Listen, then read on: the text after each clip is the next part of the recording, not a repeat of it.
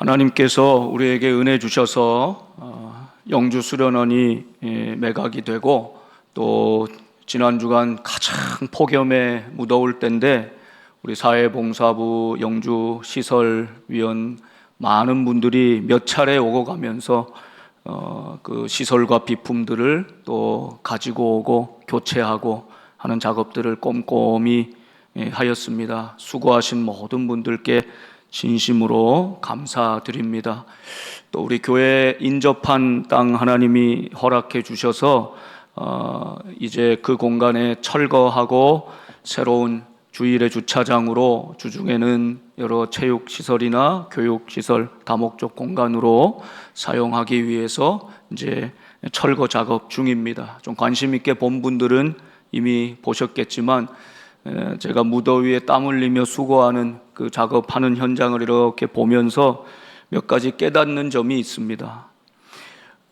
저것을 세우는 데에는 아마 많은 시간 또 비용 또 세월이 정성이 다 들어갔을 텐데 무너뜨리는 것은 한순간이더라는 거죠.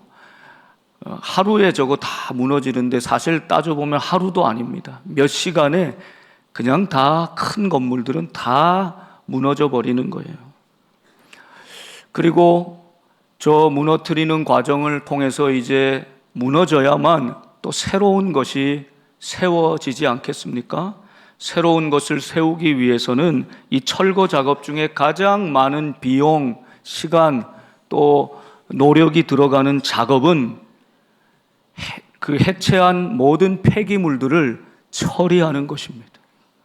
큰 거 무너뜨리는 것은 쉬운데 잔 것들을 이걸 다 따로 알아서 처리하는 것이 그렇게 많은 시간이 필요하고 까다로운 과정이라는 것이죠. 여러분, 우리 인생도 우리의 신앙도 마찬가지입니다. 세우는 데는 많은 시간이 걸리고 어렵습니다.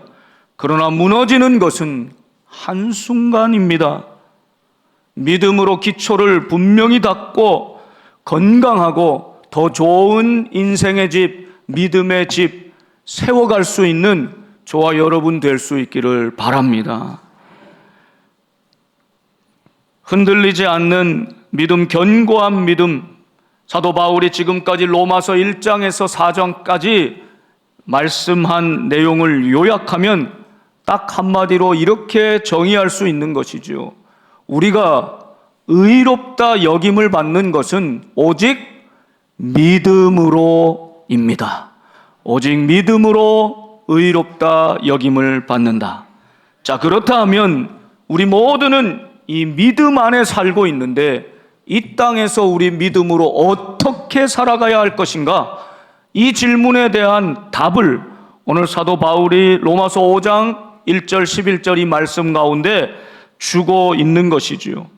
여러분, 우리 신앙에 세 가지 기둥, 기초, 끝까지 남는 것이 있는데 이것은 믿음, 소망, 사랑입니다. 그래도 고린도전서 13장에 믿음, 소망, 사랑 이 세 가지는 항상 있을 것인데 그 중에 제일은 사랑이라 말씀한 것이죠.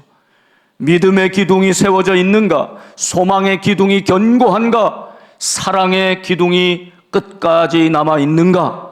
여러분, 이 사실을 점검하면서 저와 여러분 우리 복된 교회가 하나님 보시기에 믿음 안에 소망 가운데 사랑으로 견고하여지는 귀한 인생들 되시기를 바랍니다. 첫 번째는 믿음의 기둥입니다. 여러분, 이 믿음의 기둥이 든든히 세워져 있다는 것은 무슨 뜻일까요? 오늘 1절 말씀 같이 읽어보겠습니다. 시작. 그러므로 우리가 믿음으로 의롭다 하심을 받았으니 우리 주 예수 그리스도로 말미암아 하나님과 화평을 누리자. 아멘. 믿음으로 의롭다 하심을 받았다는 뜻은 나의 믿음, 나가 아니라 하나님이 우리에게 허락하신 예수 그리스도 이 선물로 말미암아 이미 하나님과 우리 사이에 화평을 이루어 주셨다는 사실입니다. 그래서 이 화평을 위해 애써라, 노력하라 이렇게 말씀하신 것이 아니라 화평을 누리자라고 말씀하고 있는 것입니다. 여러분, 이 화평이 예수님 때문에 우리와 하나님 사이에 이미 임한 줄 믿습니다. 본래 우리와 하나님은 하나가 될 수 없어요. 죄로 말미암아 관계가 끊어져 버렸습니다. 이 관계를 잊지 않으면, 연결하지 않으면 우린 하나님께로 갈 수 없는 존재고 하나님과 화평을 이룰 수 없는 존재였다는 거죠.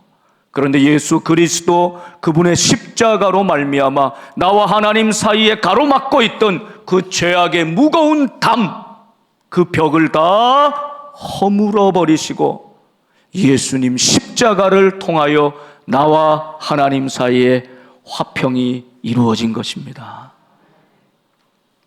그래서 예수님께서 십자가를 지시고 돌아가시면서 그때를 기다렸다는 듯이 하나님께서 우리에게 행하여 주신 첫 번째 사건은 성소 휘장이 위에부터 아래까지 찢어진 것이죠.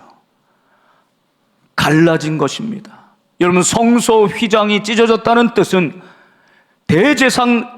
제사장만이 1년에 한 번 모든 백성의 죄를 짊어지고 하나님 앞에 지성소로 나아가는 그 휘장, 그것이 완전히 두 동강으로 찢어졌다. 이제 우리 모두가 하나님께로 나아가는 길이 열렸다는 뜻이죠.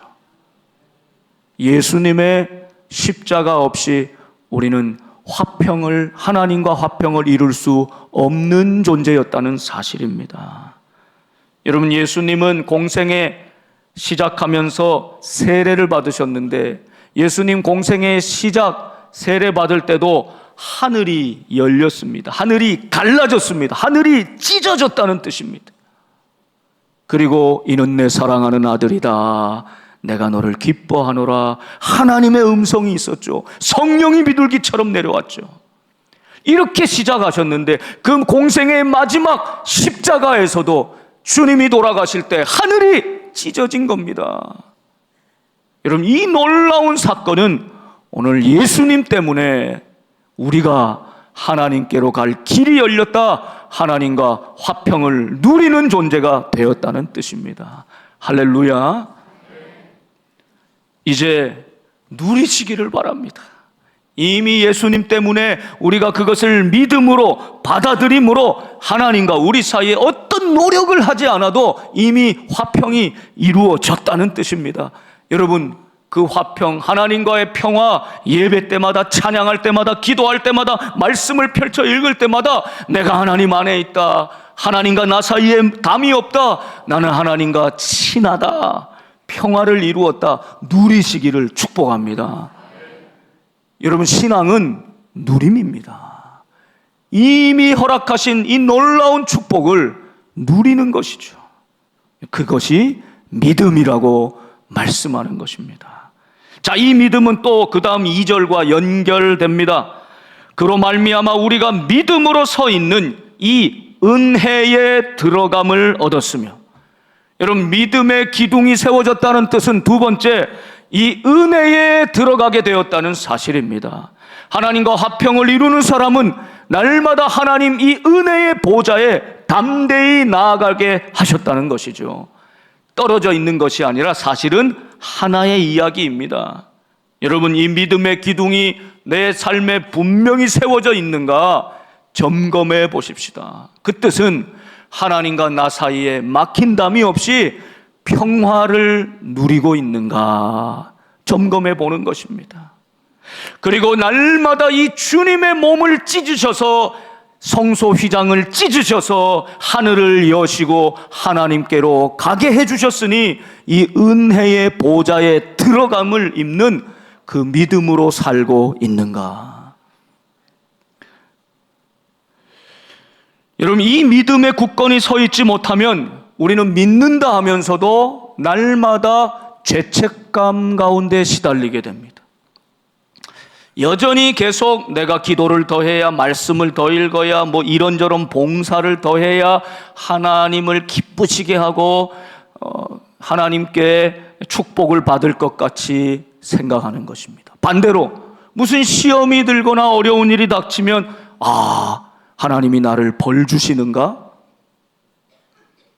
여기 어떤 하나님의 뜻이 있는가를 묻기보다는, 하나님 내게 무엇을 원하시는지를 묻기보다는 하나님 나를 벌 주시는가? 여러분, 만일 그렇게 느꼈다면 하나님께로 더 깊이 나가 엎드려서 하나님의 음성을 듣고 회개해야 되죠. 그러나 여러분, 많은 시험에 부닥치면은 이런 믿음을 가진 사람, 죄책감에 시달리고 늘 불안한 마음을 가진 사람은 하나님이 내게 어떤 사건을 허락하실 때 도망가 버리는 겁니다. 피하여 숨게 되는 것입니다. 환난을 당하여 더 하나님께 엎드리는 믿음이 아니라 환난을 당할 때 더 피하여 도망가 숨어버리는 그런 삶이 되는 것이죠. 여러분, 이제 우리가 믿음 안에서 의롭다 여김을 받았다는 뜻은 하나님과 우리 사이에 막힌담이 없다, 하나님이 나를 자녀로 삼아주셨다, 그 은혜의 보좌에 담대히 들어갈 수 있는 용기를 가졌다는 뜻입니다. 여러분, 그 은혜로 살아가시기를 축복합니다. 이제 조금 시련이 오고 낙심하고 넘어질 때, 공허해질 때, 실수할 때 스스로 자책하면서 하나님의 얼굴을 피하지 마십시오. 이렇게 하면 또 하나님 화를 내시나, 내가 그래서 벌을 받는가, 영적 불안감에 시달리지 마십시오. 예수 그리스도가 나를 위하여 허락하신 놀라운 십자가는 이미 허락된 선물입니다. 우리의 공로가 아닙니다. 내 노력과 업적이 아닙니다. 완전한 십자가의 공로만을 의지하시기를 바랍니다.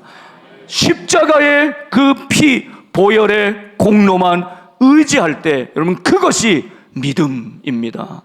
믿음의 기둥이 세워져 있는가 돌아보시기를 바랍니다. 여러분, 자녀를 키우는데 자녀가 여럿 있잖아요. 대부분 첫째가 좀 이런 경향이 있는데, 뭐 좀 잘못하거나 실수하거나 그러면은 늘 이렇게 자신을 더 책망하면서, 또 부모님께도 늘 미안합니다, 죄송합니다, 송구합니다. 여러분, 자녀가 늘 이런다고 생각해 보세요. 부모 마음이 좋겠습니까? 한두 번이지 늘 미안해요, 죄송해요, 잘못했어요. 자유를 누리지 못하는 거예요. 마치 입양해온 자녀처럼. 그래서 사랑을 내가 이렇게 해야지 사랑을 받을 텐데, 그러지 못하면 불안하고 부모가 나를 또 버릴까봐, 파양될까봐 두려워하는 그런 모습으로 우리가 신앙생활하고 있을 때는 없습니까? 그런데 어떤 자녀는요, 특히 막내들이 좀 대체로 이런데 당당합니다. 아마 공감하실 거예요. 막내들은 이상하게 당당해. 왜 그럴까? 가만히 생각해 보면 저희도 셋째 키우는데 첫째한테 늘 미안해, 둘째도 미안하고, 근데 막내한테는 별로 안 미안해. 왜? 늘 당당해. 그 요구하는 것도 많고요, 요구할 때도 아주 당당해요. 돈 맡겨놓은 것처럼, 뭐 다 맡겨놓은 것처럼. 그런데도 그게 미워요, 싫어요? 아니에요. 친자라면, 자녀라면 당연히 절해야 되는 거 아닌가? 하나님 아버지 앞에서 여러분은 어떻게 신앙생활하고 있습니까? 맨날 조금만 실수해도 주눅 들고 위축 들고 소심하고 죄송하고 미안하고 부끄럽고 숨어버리고 피해버리고, 좀 실수하고 부족해도 엄마니까 아빠니까 당당하게 요구하고, 어떨 때는 좀 뻔뻔하게 실수하고 넘어져도 또 엄마 품에 파고드는 게, 여러분, 그런 자녀를 볼 때 그게 기쁨 아닙니까? 우리가 믿음으로 하나님과 화평을 누린다는 것은, 믿음으로 이 은혜에 들어감을 입었다는 것은 자녀답게 살아가는 것인 줄 믿습니다. 여러분, 예수 십자가 때문에 나는 하나님 자녀 되었습니다. 이 믿음으로 살아가시기를 바랍니다.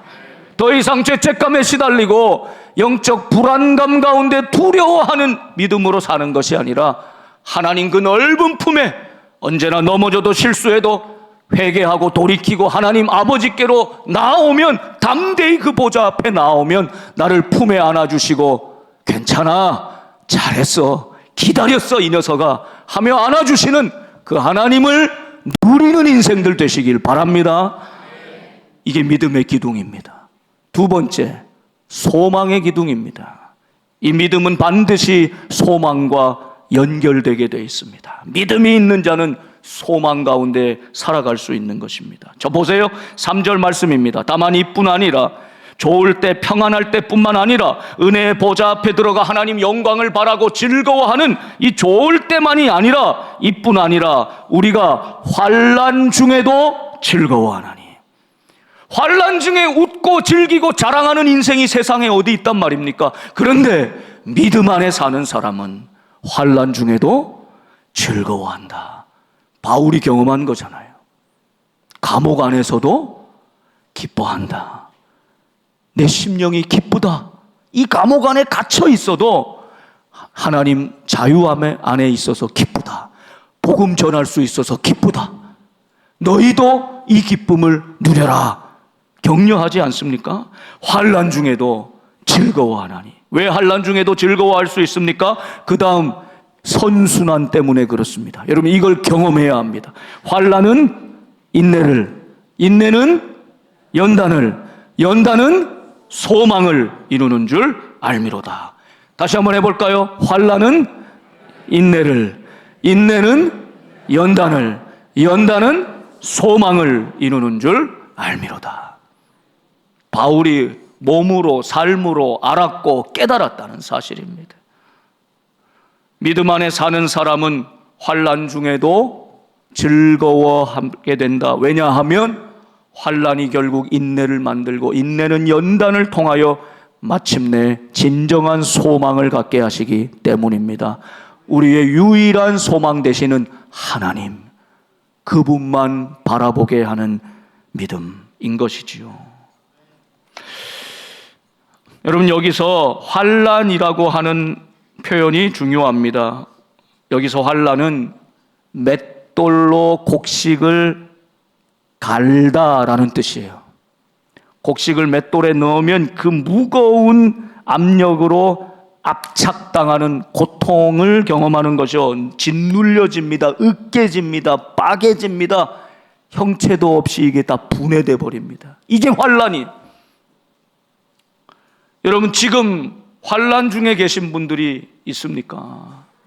질병으로, 경제적인 어려움과 이 여러 가지 상황 때문에, 또 사람들과의 관계의 문제 때문에 지독한 영적인 지금 눌림과 방황 때문에 여러분 환난 당하는 것처럼, 곡식이 맷돌에 빠이고 갈리는 것처럼 그런 고통 중에 있는 성도가 있습니까?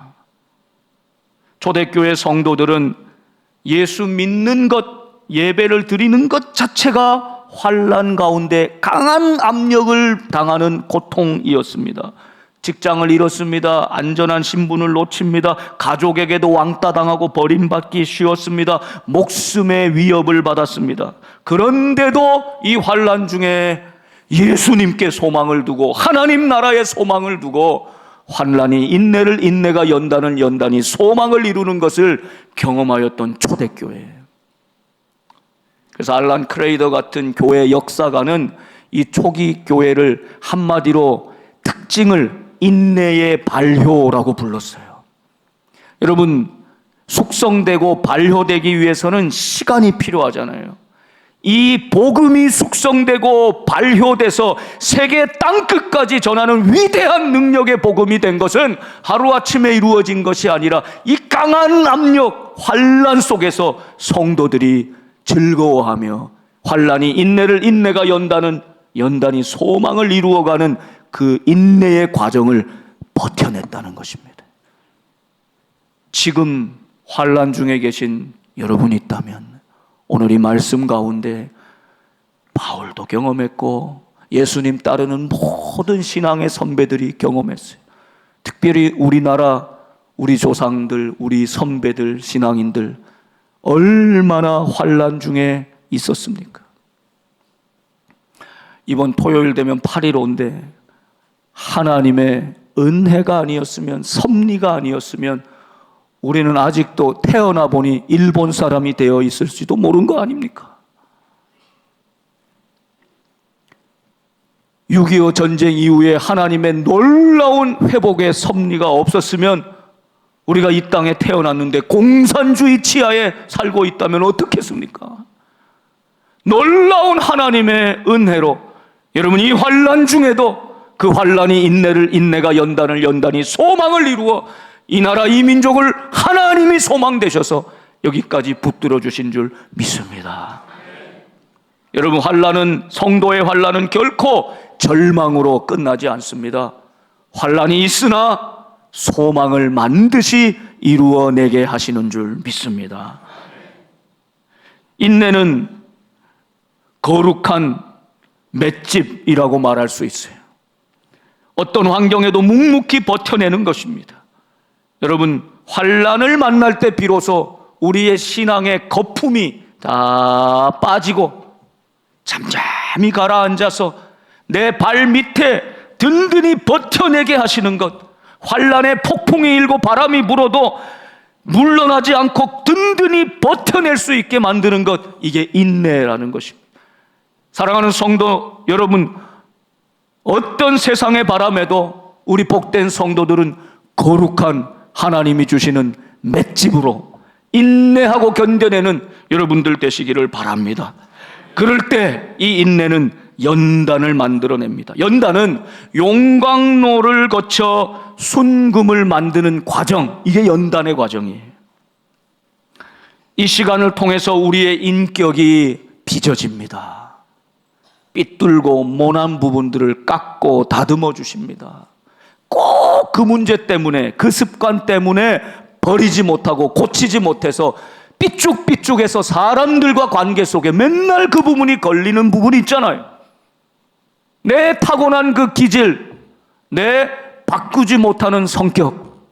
그런데 이 연단의 시간을 통해서 하나님이 깎고 다듬어서 예수님 닮은 모습으로 빚어 가시는 것입니다. 그래서 마침내 우리를 재련하고 단련하여 순금으로 만들어 가시는 것이죠. 욥이 이 연단의 시간을 통해 빚어지듯이 우리의 인생을 주님 닮은 모습으로, 인격으로 더 단단히 빚어 가시는 하나님의 손길이 연단 가운데 있는 것입니다. 이 연단이 결국 무엇을 낳습니까? 소망입니다. 불순물이 다 타버린 다음에 비로소 세상이 줄 수 없는 하나님을 바라보게 하는 진짜 소망, 이것만이 남는다는 것입니다. 여러분, 믿음은 과거의 나를 위하여 허락하신 주님의 십자가 구원의 사건, 이것을 오늘 내가 받아들이는 것이고, 소망은 오늘 있는 이 환난들을 잘 견디고 이겨나갈 때 우리가 반드시 바라보게 되는 미래의 축복인 것입니다. 지금 환난의 터널을 지나고 있습니까? 고난의, 환난의 불은 반드시 그 모든 불순물들을 태워버리기도 하지만 그것으로 우리를 다 멸망시키는 것이 아니라 끝까지 남는 것, 고귀한 것, 순금 같은 우리의 삶을 믿음으로 남기게 하는 것입니다. 그래서 하나님을 더 소망하며 바라보게 하시는 것이지요. 그러므로 여러분, 고난당할 때 우리는 종종 왜 나에게, why me를 질문합니다. 왜 나에게? 여러분, 그러면 왜 나에게는 그런 고난이 오면 안 됩니까? 왜 나에게를 묻기보다 하나님, 이 환난을 통해서 저에게 어떤 인내를 요구하십니까? 이 인내를 통해서 저를 어떻게 연단시키기를 원하십니까? 주님이 기뻐하시는 진짜 소망을 주시기 위해 내게 이 고난의 시간을 주신 줄 믿습니다. 여러분, 우리의 기도가 이렇게 바뀌게 되기를 간절히 바랍니다. 그럴 때 고난을 바라보는 관점이 달라지는 것입니다. 죽겠다, 힘들다, 이렇게 살다가는 죽겠다. 이 고난의 끝이 그 절망이 아니라 이 고난을 통해서 그래서 내가 사람 됐다, 그래서 내가 하나님을 만났다, 그래서 내가 은혜를 맛보았다. 그렇게 하나님만을 소망할 수 있는 소망의 기둥 든든히 세우는 복된 성도들 되시길 바랍니다. 마지막 세 번째는 사랑입니다. 이 소망이 어떻게 사랑과 연결되느냐? 그렇다면 이 환난 중에도 이런 소망을 놓지 않을 수 있는 뿌리, 그 근거가 어디에 있습니까? 내 의지입니까? 내 결단입니까? 내 능력입니까? 아닙니다. 우리는 환난 중에 스스로 소망할 수 있는 그런 사람들이 아니지 않습니까? 우린 환난 앞에 절망할 수밖에 없는, 낙심할 수밖에 없는 인간들 아닙니까? 그러나 우리의 소망을 절대 부끄럽지 않게 하는 하나님의 사랑이 있기 때문입니다. 그것이 5절 말씀이죠. 5절, 소망이 우리를 부끄럽게 하지 아니함은, 절망으로 끝나게 하지 아니함은, 이런 뜻이 우리에게 주신 성령으로 말미암아 하나님의 사랑이 우리 마음에 부은 바 됨이니. 이 표현이 얼마나 절묘합니까? 하나님의 사랑이 우리 마음에 부은 바 되었다. 이게 딱 무슨 표현이냐면요, 여러분, 이번 여름을 보니까는 항상 대구가 가장 온도가 높고 뜨거운 날씨였는데 양산이 올해는 그렇더라고요. 많은 지역이 대부분 높지만 양산이, 그래서 취재한 모습을 보니까 이 농부들이 그냥 그 쩍쩍 갈라져서 타들어가는 논밭을 보면서 그냥 가슴을 치고 있는 거예요. 8월 15일 이전에 비가 안 내리면 올해 농사는 다 망쳤습니다 하면서. 그 얼마나 정말 그 탄식이 깊은지 몰라요. 그런데 이 쩍쩍 갈라진 그 땅이 곧 자기 마음 아닙니까? 이런 심령에, 이런 마음에, 이런 땅에 하나님의 사랑이 부은 바 되었다는 것이에요. 둑이 터져 물이 흘러 넘치는 것을 표현하는 것입니다. 메마른 땅에 단비가 쏟아 붓는 것을 뜻하는 것입니다. 사랑하는 여러분, 이것은 우리 스스로의 힘으로 되지 않습니다. 오늘 예배하는 여러분의 심령에 나도 모르는 사이에 성령께서 임하여 주셔서 내 메마른 심령에 하나님 사랑을 소낙비처럼 부어주시기를 축복합니다. 그 놀라운 은혜가 충만하기를 소망합니다. 하나님 사랑이 내 심령을 채웠다, 쏟아 부어주었다, 이렇게 말씀하고 있는 것입니다. 여러분, 이 사랑은 세상의 사랑과 달라요. 세상의 사랑의 특징은 무엇입니까? 자격이 있는 사람에게 자격대로, 조건대로 그에 맞게 사랑해 주는 거예요. 내가 나에게 도움이 될 만한 사람에게 그만큼 주는 거예요. give and take예요. 그런데 하나님의 사랑은 어떠하다고 말씀합니까? 이 하나님 역설적인 세상과 다른 세 가지 사랑의 표현을 우리의 연약함과 우리 인간의 실존과 연결해서 설명하고 있어요. 6절에 보시면 우리가 아직 연약할 때에. 그럼 세상은 강한 것을 좋아합니다. 어떤 기준과 자격을 갖추어야 그거에 합당한 대우를 해줍니다. 그런데 우리는 연약할 때 하나님이 약속해 주신 대로 그리스도를 보내 나를 위해 죽으셨다. 이게 사랑이다 말씀하는 거예요. 8절에는 우리가 아직 죄인 되었을 때, 죄가 무엇인지도 모르고 하나님의 기준도 모르고 그렇게 살 때 하나님이 나를 위해 죽으심으로 자기 사랑을 그 십자가 위에서 증명해 주셨다 말씀하는 것입니다. 한 걸음 더 나아가 우리가 하나님과 10절에 원수 되었을 때에도 하나님 마음을 아프게 하고 하나님께 저항하고 반항하면서 대들면서 그렇게 하나님과 대적으로 원수 되었을 때에도 그 아들을 죽으심으로 하나님과 화목하게 하셨다. 여러분, 우리가 연약할 때, 우리가 죄인 되었을 때, 우리가 불경건할 때, 우리가 원수되었을 때조차도 하나님께서 우리를 품어주셨다, 살리셨다. 이게 세상과 다른 하나님의 사랑이라는 것이죠. 여러분, 우리가 그 사랑 안에 살고 있음을 잊지 마십시오. 오늘 그 사랑 안에서 그 사랑을 누리며 확신하며 살아가는 저와 여러분 될 수 있기를 바랍니다. 우리가 가장 부족하고 자격이 갖추어지지도 않고 능력도 없고 하나님이 보시기에 영 보시기 싫은 모습이었을 바로 그때 하나님은 우리를 자기 아들처럼 여겨서 품어주셨다는 거예요. 이게 하나님 사랑이었음을 잊지 마십시오. 여러분, 그래서 하나님 사랑 안에 거하는 사람은 시간이 지나갈수록 우리의 본 모습, 연약한 모습을 잊지 않고 그 은혜를 잊지 않고 살아가는 것입니다.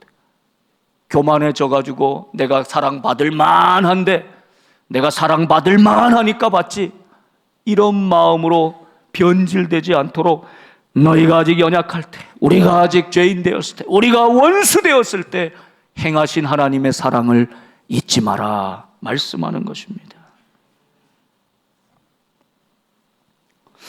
여러분, 우리가 연약할 때 하나님은 은혜를 베푸십니다.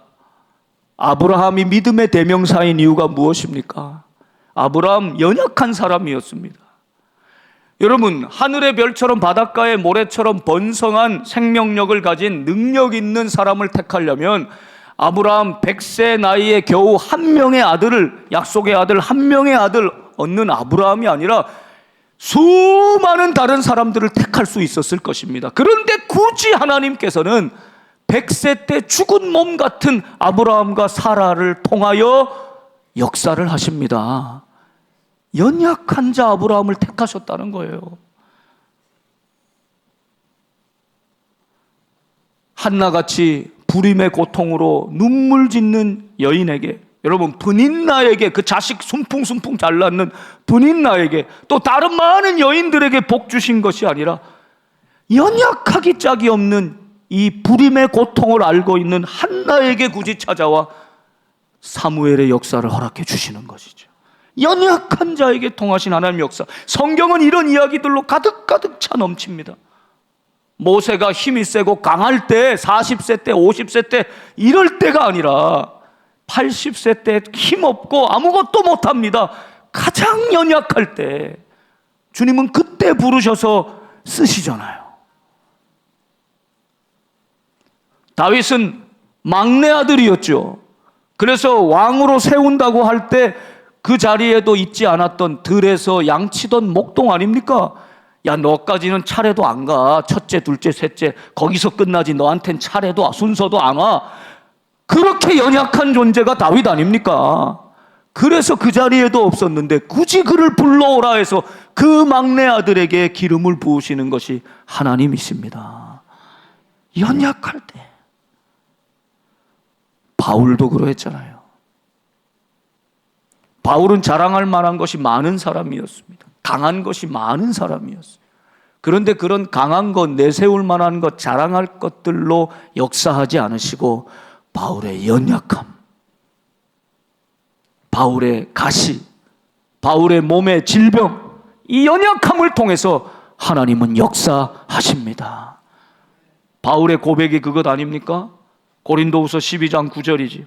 나에게 이르시기를 내 은혜가 내게 족하도다. 이는 내 능력이 약한 데서 온전하여짐이라 하신지라. 그러므로 도리어 크게 기뻐함으로 나의 여러 약한 것들에 대하여 자랑하리니 이는 그리스도의 능력이 내게 머물게 하려 함이라. 10절 같이 한번 읽어보겠습니다. 시작.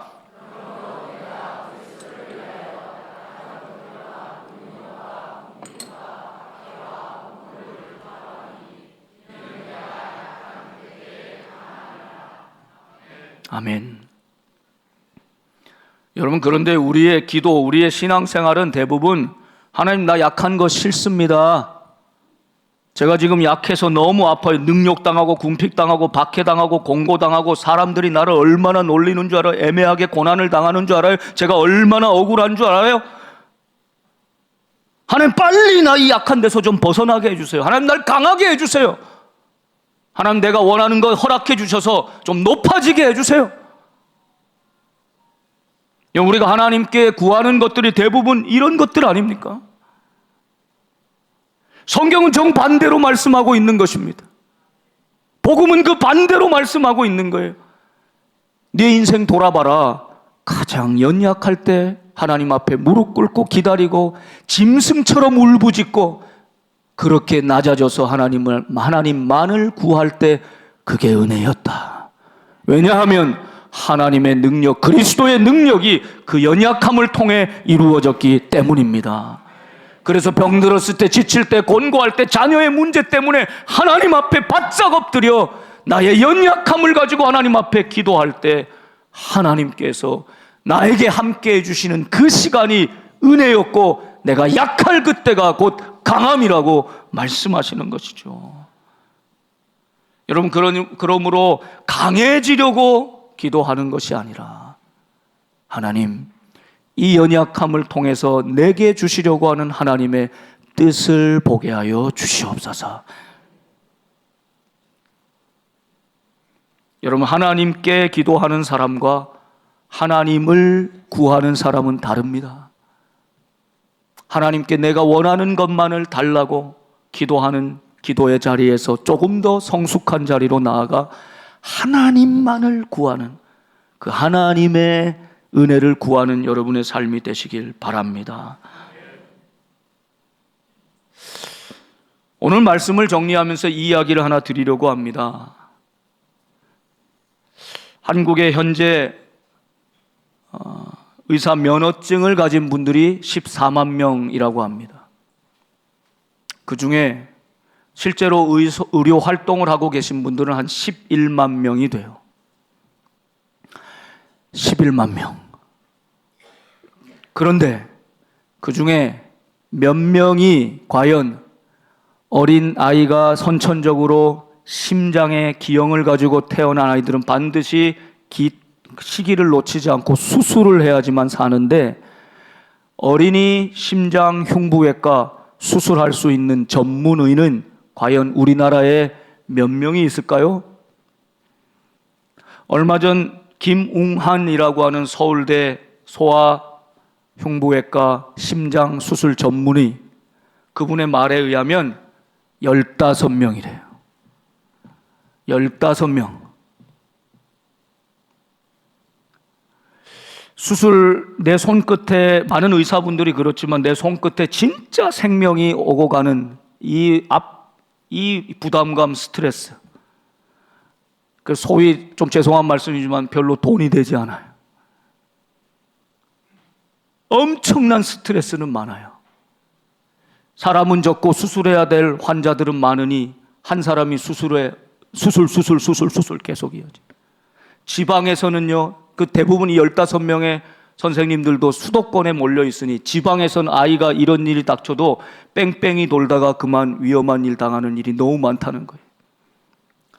김웅환이라고 하는 이 전문의가 평생 8,000명의 어린아이들에게 심장병 수술을 했어요.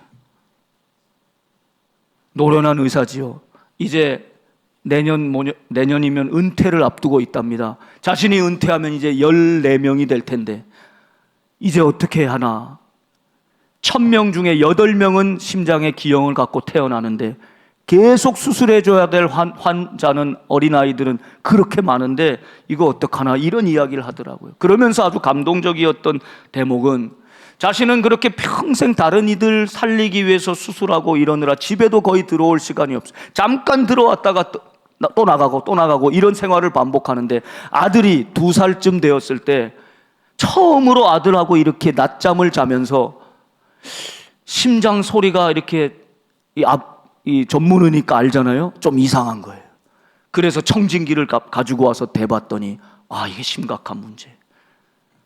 정밀 검사를 다 해봤더니 한쪽 심실이 완전히 망가졌어요.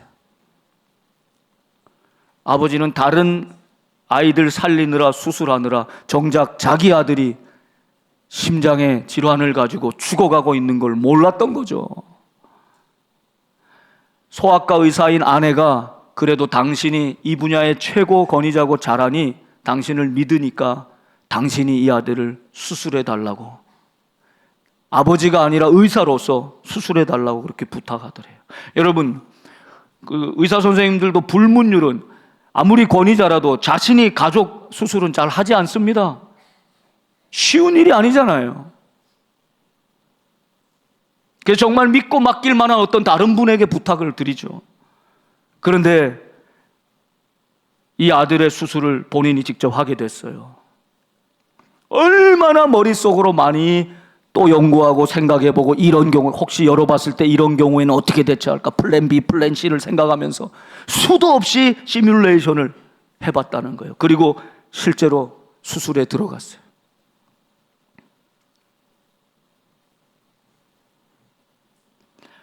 머리는 너무나 복잡하고 마음에는 감정이 5만 가지 감정이 드는데, 8,000번 수술한 의사는 몸으로 체득이 되어 있는 거죠. 여러분, 이 몸의 습관이 중요한 거예요. 여러분, 신앙도 이 몸의 습관이 중요한 거예요. 머리도 마음도 복잡한데 몸이 알아서 척척척척 수술을 하고 있더라는 거예요. 어떻게 정신없이 수술을 마쳤어요. 자, 제 이야기 전개상 수술이 잘 됐을까요? 안 됐을까요? 어떻게 아세요? 잘 됐어요.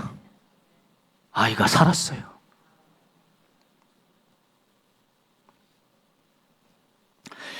이 수술을 한 다음에 이분의, 그 전에도 좋은 의사였지만 이분의 생각이 너무나 바뀌었다는 거예요. 이제 수술하는 환자는 내 아들이다, 내 아들이다 라는 생각으로 수술하게 되고, 그 가족들 마음을 누구보다 잘 알잖아요. 그 환자들, 환우들, 부모들, 가족들의 마음을 누구보다 잘 아는 마음으로 그렇게 섬겨왔다는 거죠. 여러분, 저는 그 대목에서 참 감동이 됐던 것은, 자기 아들의 심장을 열고 수술해야 되는 이 아버지의 마음이 이삭을 제단에 바치고 칼을 잡고 있는 아브라함의 마음과 같지 않았겠습니까? 그런데 우리 하나님 아버지의 마음은 이것보다 한 걸음 더 나가는 것이죠. 당신의 아들을 수술대에 놓고 살려야 되는데, 그 시간 그 자리에 당신의 아들은 죽어가게 두고 나를 수술하고 계시는 겁니다. 나를, 내 심장을 열고 나를 살리기 위해 당신 아들을 죽이시며 나를 살리시고 계시는 아버지, 이게 하나님이죠. 이게 하나님의 사랑이죠. 그 사랑이 우리에게 부은 바 되었으니, 그 사랑 앞에서도 여전히 냉랭하고 아직도 은혜가 메마르고, 그 사랑이 내 심령에 물붓듯 부은 바 되었는데도 하나님 사랑은 너무나 멀리 있고, 현실의 환난 앞에서만 은혜를 다 잊어버린 사람처럼 메말랐게 바싹바싹 메마른 심령으로 살아가고 있는 오늘 우리에게 주님 다시 말씀해 주는 것입니다. 내 사랑이 여기 있다. 내가 너를 이렇게 사랑한다. 사랑하는 여러분, 믿음의 기둥 든든히 세우시기를 바랍니다. 십자가에서 완성된 은혜 바라보는 이 믿음으로 이제 더 이상 죄책감이 아니라 하나님과 화평을 누리는 삶으로 은혜의 보좌 앞에 담대히 나아가는 여러분 되시길 바랍니다. 소망의 기둥 든든히 붙잡으시길 바랍니다. 오늘 내게 있는 환난 결코 파멸이 아니다. 나를 단련시키는 과정이다.